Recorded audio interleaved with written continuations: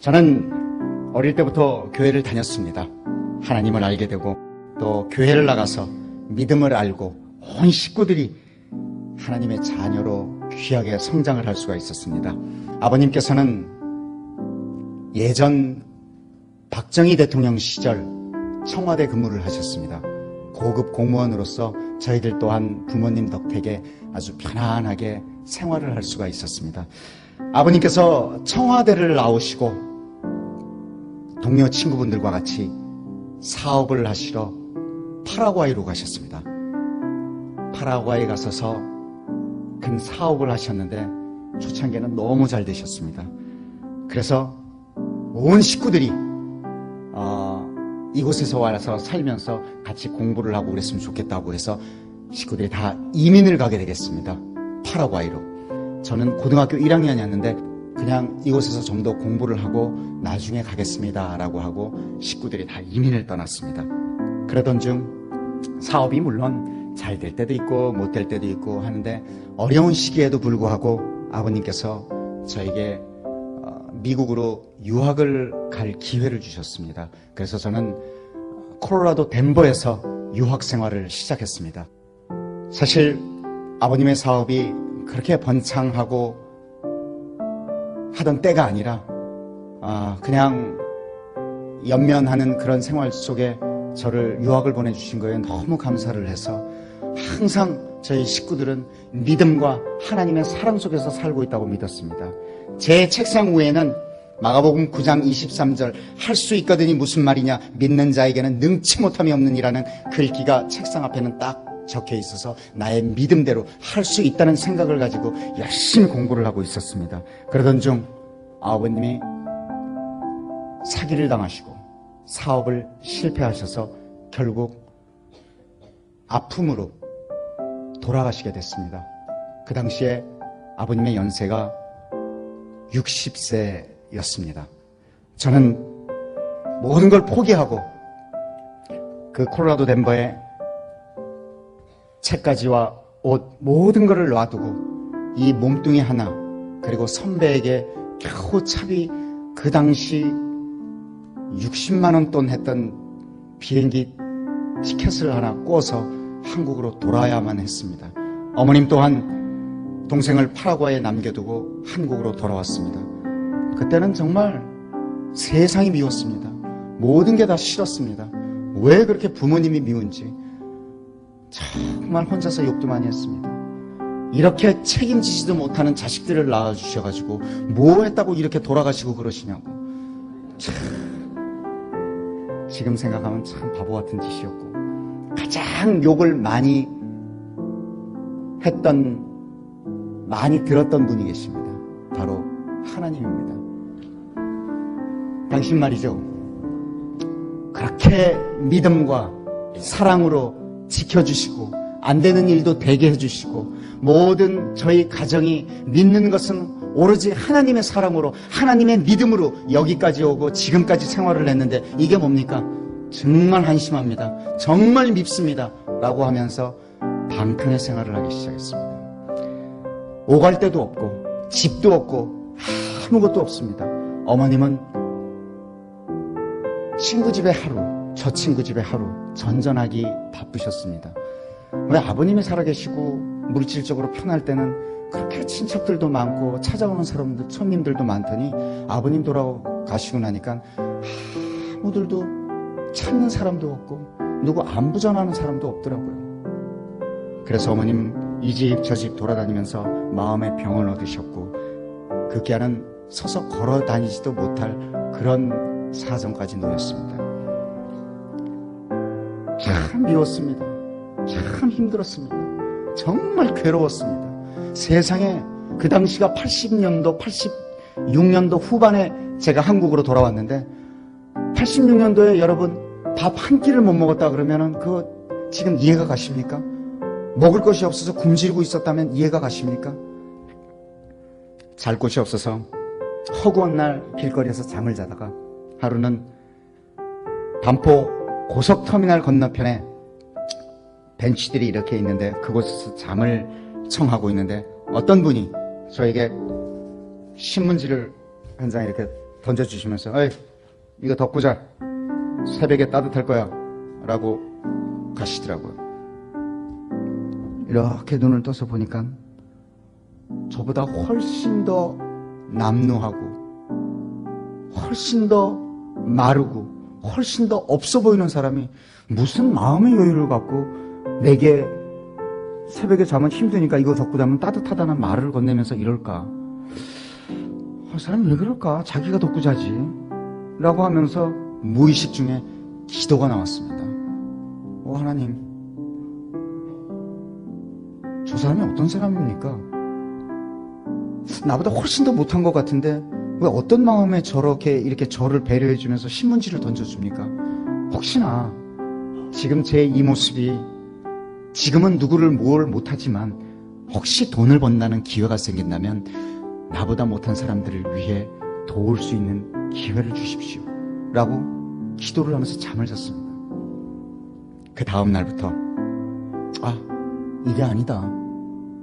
어쩌면 하나님이 너 이렇게 살면 안 된다는 그런 무언가를 보여주셨는지도 모른다 라고 생각을 해서 다시 하나님을 찾게 되고 하나님께 기도하며 열심히 일을 하기 시작했습니다. 왜냐하면 파라과이에 혼자 남아있는 동생에게 생활비와 학비를 보내고 이 집 저 집 오늘도 돌아다니시는 어머님과의 조그만 방 한 칸이라도 마련하기 위해서 정말 안 해본 일이 없습니다. 물론 생기기는 곱상하게 생겼습니다만 서울에 있는 용산구청을 제가 지었다고 얘기합니다. 제가 설계자냐고요? 제가 건축가냐고요? 아니요. 그거 지을 때 막노동 벽돌 날랐습니다. 정말 별일을 다 했습니다. 열거할 수 없습니다. 그러던 와중에 고등학교 3학년 여학생 하나를 과외를 시켜줄 수 있느냐고 어떤 분의 부탁이 들어왔습니다. 그 당시는 과외를 할 수 없는 법으로 금지되어 있었습니다. 그래서 흔히들 저희들 사이에서는 몰래바이트라고 하죠. 그래서 밤에 아파트에 이렇게 숨어 있다가 9시, 10시가 넘으면 주위에 누가 있나 보고 그 아파트 들어가서 아이를 가르치는 기회가 생겼습니다. 그 아이를 공부를 가르치고 그 아버님과 이 얘기 저 얘기 하고 있다가 저의 사정 얘기를 들으시고 그 아버님이 누구시냐면 그 당시 KBS 방송국 예능국 국장님이셨습니다. 그분이 제게 배우 한번 해볼래? 라고 말씀을 하시더군요. 물론 잘생겼기 때문에 그래. 저의 사정을 보시고 배우 한번 해보겠냐고 해서 제 대답이 돈 줍니까? 라고 했습니다. 그거 하면 돈 줍니까? 돈뿐입니까? 다 줍니다. 하겠습니다. 무엇이든지 하겠습니다. 라고 했는데 첫 드라마가 사랑이 꽃피는 나무였습니다. 저는 그 드라마를 시작하자마자 배우가 뭔지도 모르던 사람이 시작하자마자 2달 만에 눈을 떠보니 청소년들이 제가 지나가면 으악 하고 소리를 지르고 난리가 났습니다. 저 친구들이 왜 저러나 생각했더니 그게 아니었습니다. 정말 눈을 떠보니 우리나라의 대표가는 청춘 스타가 되어 있었습니다. 물론 하나님이 주셨겠지요. 사랑이 꽃피는 나무를 하면서 젊음 엔진 MC도 보고 밤을 잊은 그대에게 DJ도 보고 영화도 찍으면서 혼자 정신없이 일만 했습니다. 왜냐하면 돈을 벌기 위해서 말이죠. 어머니와 방 한 칸이라도 마련하기 위해서 말이죠. 외국에서 고생하고 있는 동생의 생활비와 유학비를 보내기 위해서 말이죠. 예전에는 지금하고 또 다릅니다.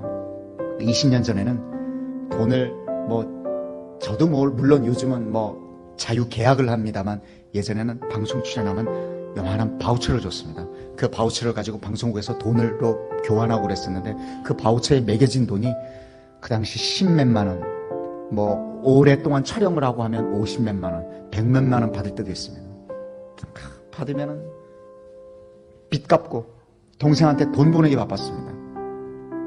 참, 그러던 와중에 돈을 조금 모아서 방 한 칸을 마련하게 된 기회가 생겼습니다. 서울 과천에 있는, 경기도 과천에 있는 주택가 지하의 단칸방이었습니다. 지하에 탁 들어갔는데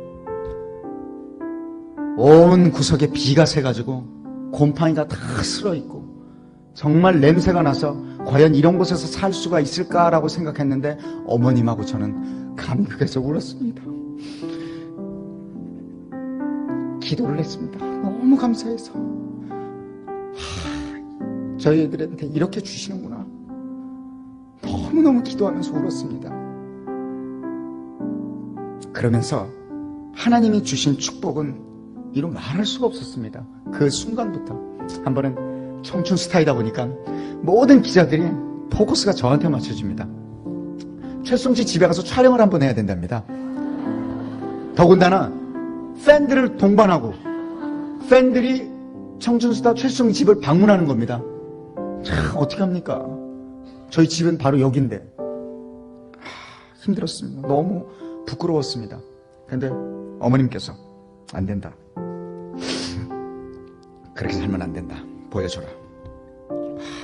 안 되는데. 불렀습니다. 괜찮다면 하십시오. 기자가, 사진 기자와 함께 팬 5명을 대동하고 저희 집에 오는 순간 2층 양옥집인 줄 알았겠죠. 들어오는 순간 기겁을 하더라고요. 비로 새서 곰팡이 나는 쾌쾌 묵은 냄새와 거기서 엄마하고 저하고 둘이 사는 그 모습을 보고 당황하지 않을 기자가 사람이 어디 있겠습니까? 한국을 이끌어가는 청춘스타, 최고의 청춘스타라는 최수종이라는 사람이 사정 얘기를 일일이 다 하고 그랬더니 기자분하고 사진 기자분하고 나가더니 잠시 후에 들어오더니 혹시 팬들한테 받은 선물이나 팬레터가 있냐고. 있다고. 박스 안에 뭐 엄청났습니다. 그것들을 팬 5명과 같이 벽마다 붙이고 장식하고 인형의 집이 됐습니다. 그리고 사진을 찍었는데 이것이 최수종 집이 아니라 최수종 집은 있는데 거실, 안방 뭐 엄청 많은데 요 방은 최수종이 그냥 대본 연습하고 팬들과 대화하는 장소다 라고 기자가 그런 식으로 기사를 냈는데 너무너무 방이 이쁘게 나왔습니다. 정말 아름답게 나왔습니다. 참 고맙더군요. 그런 생활의 연속에 동생한테 긴급한 연락이 왔습니다. 몇 날 며칠까지 갑자기 400만 원이 필요합니다. 이 돈을 이따까지 안 갚으면 안 됩니다. 생활비인데 기가 막혔습니다. 저희들은 당시 바우처를 받는데 이거 모아가지고 400만 원에 돈을 붙이려고 그러면 참 기가 막힌데 어쩔 수가 없이 어머님과 기도를 하면서 네 있습니다 라는 생활을 하던 중에 어떤 영화 감독님이 이름을 밝혀도 되겠죠. 남기남 감독님이라고 그분이 저희 그 집을 지하 그 단칸방 집을 너만한 보자기를 하나 들고 찾아오셨습니다. 탁 내려놓으시면서 현찰 600만 원입니다. 영화 한번 찍읍시다.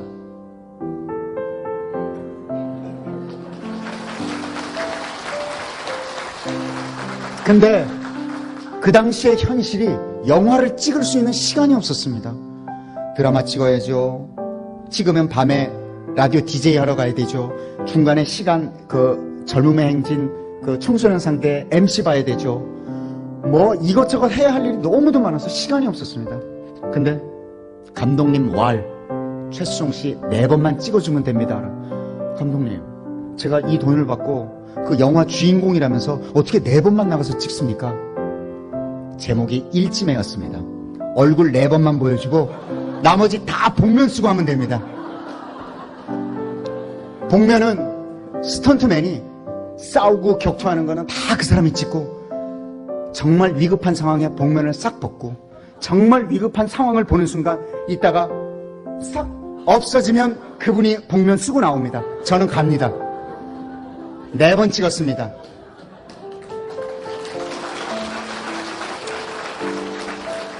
자, 참 이런 일들이 있습니까? 참 저는 그 당시 어머님과 그 교회 주위의 모든 분들의 기도의 덕이라고 생각을 합니다. 그런데 하나님께서는 그렇게 기도하고 믿고 의지하는 그분께 다 밀어주시는 것만은 아닌 것 같더라고요. 시험을 할 때가 있는 것 같은 그런 느낌을 받았습니다. 한 번은 맥콜이라는 광고를 찍게 됐습니다. 그 당시 맥콜이라는 광고가 당대 최고의 스타들만 뽑아서 찍었습니다. 제 1대 모델이 조용필 씨였습니다.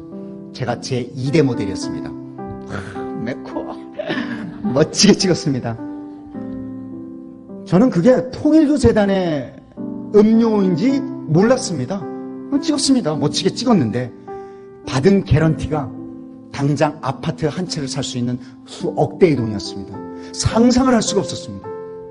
그런데 어머님께서 신문지 한 장을 들고 오셨습니다. 요만한 목회지였습니다. 우리가 보는 일반 신문보다는 조금 작은 목사님, 전도사님, 선교사님들 하는 이 서울에서 보는 이 목회지가 있었는데 그 목회지에 어떤 목사님께서 우리 아들이 최수종을 싫어하는 이유 일면에 쫙 적었습니다. 최수종이 어떤 인터뷰를 보면 참 어렵게 고생을 해가지고 다시 이런 길로 접어들어서 세상에 믿을 것은 아무것도 없고 하나님 백으로 이 자리에까지 왔다. 저렇게 짧은 시간에 어떻게 저 사람이 저렇게 만들어질 수 있느냐? 누가 있는 걸 아니야? 아닙니다. 저는 하나님이 최고입니다. 내 든든한 백, 이 하나님 백으로 지금까지 살아왔습니다라고 얘기했는데 통일교재단에 맥코를 찍어 라고 일면에 여기서부터 여기까지 어머님이 믿는 사람으로서의 할 일이 아닌 것 같다. 이 돈을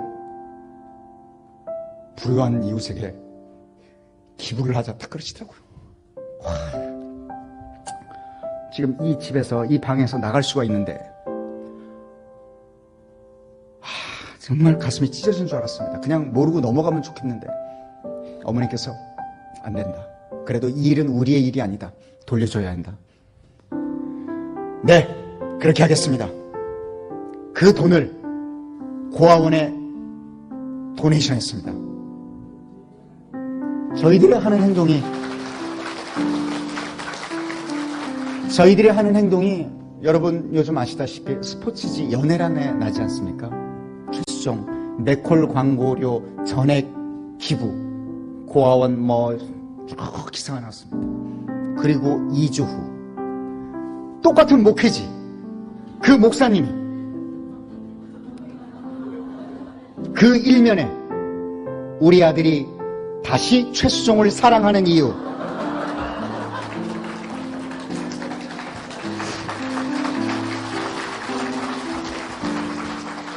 일면을 꽉 채우셨습니다. 그러면 그렇지. 그럴 줄 알았다. 역시 최수종 씨는 저 통일교재단에 있는 돈들을 다 모아서 이래서 우리 믿는 사람들에게 다 나눠주는구나. 바로 저런 사람이다. 라고 글을 쫙쫙 쓰셨습니다. 요즘은 제가 세계로 방글라데시나 네팔이나 캄보디아로 평양으로 그리고 국내 학대받는 어린이들을 위해 그리고 무이탁 노인들을 위해 독거 노인들을 위해 열심히 봉사하는데 요즘 기사를 안 쓰시는데 이렇게 봉사와 나눔의 생활을 열심히 하면서 하이라 씨를 만났습니다. 하이라 씨와 결혼을 하게 되고 정말 예쁩니다. 그 예쁜 것이 얼굴이 예쁜 것이 아니라 마음이 예쁩니다. 천사입니다. 제가 하이라 씨한테 잘하는 이유들이 이제 나옵니다. 하이라 씨가 지금까지 5번 유산을 했습니다. 2아이를 낳았습니다. 그 유산을 할 때마다 그 아이를 저 배에서 자연 유산되는 걸 뭐라 그러던데 뭐라 그럽니다. 예. 그러던데 그 아이를 떼낼 때마다 정말 고통스러웠습니다. 하나님께서 인간들에게 달란트를 주실 때 여자들에게는 애 낳는 고통을 주시고 남자들한테는 평생 일하는 고통을 주셨습니다. 남자들이 일하는 게 얼마나 힘이 듭니까? 평생을 자기 자식들을, 자기 부양가족을 먹이게 살리기 위해서 아침부터 늦게까지 일을 하고 그 고통을 주셨는데 여자들에겐 애 낳는 고통, 얼마나 힘들면 이거에 비유를 해서 애 낳는 고통에 비유를 했겠습니까? 그런데 요즘 여성분들이 애만 낳습니까? 사회적 활동을 너무도 하시지 않습니까? 교회에 나와서 이렇게 봉사하시죠. 성가대 봉사하시죠. 이렇게 연주하시죠. 사회에 나가서 어떤 공인으로서 일들을 하시죠. 며느리로서, 딸로서, 그리고 뭐 부인으로서, 엄마로서 1인 다역 하시지 않습니까? 그래서 남자들이 잘해야 됩니다.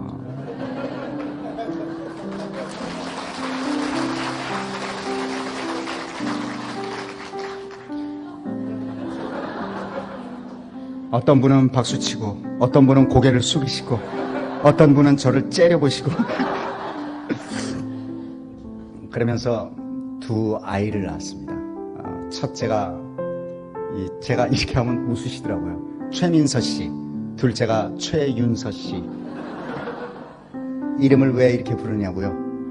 저는 아이들 또한 아이들에게조차 존대를 하고 있습니다. 지금까지 아이들을 저와 하이라 씨가 낳았다고 내 자식이기 때문에 그러면 안 돼. 공부해야지. TV 안 돼. 라고 해본 적이 한 번도 없습니다. 그래요? 예. 역시 멋집니다. 자랑스러워요. 라고 얘기를 합니다. 하나의 인격체로서 존중을 하고 존경을 합니다. 매일 통화를 합니다. 미국에 와서도 통화를 하는데 정말 미안합니다. 하지만 하나님의 일을 하고 돌아가서 아버님, 저와 같이 좋은 시간 보냅시다. 정말 미안합니다. 라고 말을 하니까 최민서 씨께서 아닙니다. 걱정 마십시오.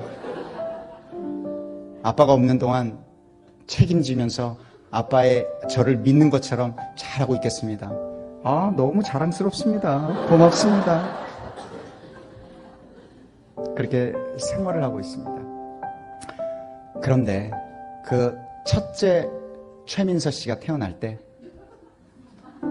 같은 병실에 들어갔는데 저희 아이는 건강한 모습으로 태어났고 한 아이는 중환자실로 들어가는 것을 눈으로 목격을 했습니다. 그 순간 결혼을 하면 누구나 다 쉽게 아기를 낳고 그냥 자연스럽게 하나님이 주신 이런 것이구나 라는 것이 아니라는 걸 알았습니다. 세상에는 불임 환자도 너무너무 많고 애를 갖기 위해서 노력하는 사람도 많고 이 자식을 낳는다는 것이 그렇게 쉽게 되는 것만은 아니라는 걸 알았습니다. 하이라 씨, 우리 이러면 안 되겠습니다. 우리 감사의 이 보답을 비록 많은 유산은 했지만 우리의 이 감사를 어린이에게 돌립시다 라고 하면서 그때부터 심장병 어린이와 정말 불우한 어린이들에게 봉사하고 나눔의 길로 접어들었습니다. 그때 굿네이버스를 만나게 됐습니다. 굿네이버스의 만남과 인연으로 해서 국내 활동뿐만이 아니라 이제는 제3세계 절대적 빈곤자 어린이들에게 눈을 돌리게 됐습니다. 그곳의 아이들은 정말 내가 밥을 퍼서 넣어주지 않으면 그 자리에서 죽을지도 모르는 그런 아이들입니다. 하나, 둘, 셋. 이런 3초의 시간이 흐를 때마다 한 아이씩 배고픔 기아와 질병으로 죽어가고 있습니다. 물론 다 고칠 수 있는 그런 병인데도 말이죠. 평양을 방문했을 때 또한 정말 힘들어하는 아이들, 그리고 약이 없어 죽어가는 사람들을 목격할 때 가슴이 찢어지는 것 같았습니다. 그래서 저는 제가 시간만 허락이 된다면, 아니 시간을 쪼개서라도 늘 굿네이버스를 통해서 사람들을 만나고 또 이렇게 미국까지 와서 이 나성 열린문 교회의 여러분들과 같이 이야기를 하는 시간을 가지지 않았나 생각이 듭니다. 그것이 바로 하나님이 주신 마음 때문입니다. 하나님께서 보여주신, 또 만나게 해주신 그 아이들 때문입니다. 여러분들이 보신 그 영상의 그 8살 수존, 그 모습과 그 네팔에서 낮에는 채석장에서 돌을 깨는 노동을 하고 또 오후에 학교에 찾아오는 그 소마야 어린이를 보면서 저는 고마워서 눈물이 났습니다. 무언가 해줄 수 있는 것도 또 아무것도 도와줄 수도 없는데 그 아이들 스스로 살아보려고 안간힘 쓰는 그 모습들이 참 그렇게라도 살려고 버텨주는 것이 오히려 고마웠습니다. 그리고 너무 미안했습니다.